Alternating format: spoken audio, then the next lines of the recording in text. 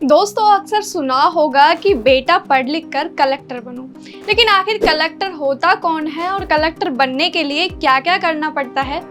Collector बनने के बाद क्या क्या पावर मिलती हैं? दोस्तों, आज की इस वीडियो में हम आपको यही बताने वाले हैं। सबसे पहले जान लेते हैं कि आखिर कलेक्टर होता कौन है। Collector union public service commission यानी यूपीएससी द्वारा चुना हुआ एक सिविल सेवक होता है, जो कि किसी एक जिले का प्रभारी होता है और जिले के सामान्य प्रशासन की निगरानी करना, भूमि राजस्व इकट्ठा करना, इसके अलावा जिले में कानून व्यवस्था बनाए रखना एक कलेक्टर का काम होता है। आमतौर पर कलेक्टर को आईएएस के नाम से भी जाना जाता है।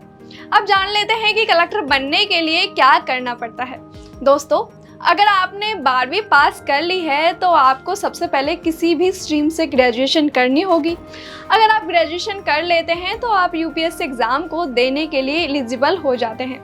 इसके अलावा इस एग्ज़ाम को देने के लिए आपकी उम्र 21 से 32 वर्ष के बीच होनी चाहिए।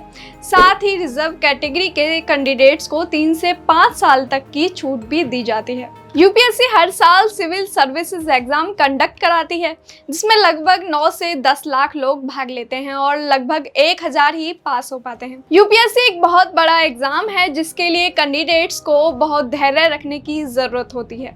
खास बात यह है कि यह एग्ज़ाम हिंदी और इंग्लिश दोनों भाषाओं में कराया जाता है। आप जिस भाषा में कंफर्टेबल हों उसमें एग्ज़ाम दे सकते हैं। परीक्षा 3 चरणों में आयोजित की जाती है। पहला है प्रीलिम्स एग्जाम, इसके अंतर्गत 2 पेपर होते हैं। एक है जीएस पेपर और दूसरा है सीसेट पेपर। दोनों पेपर 200-200 मार्क्स के होते हैं।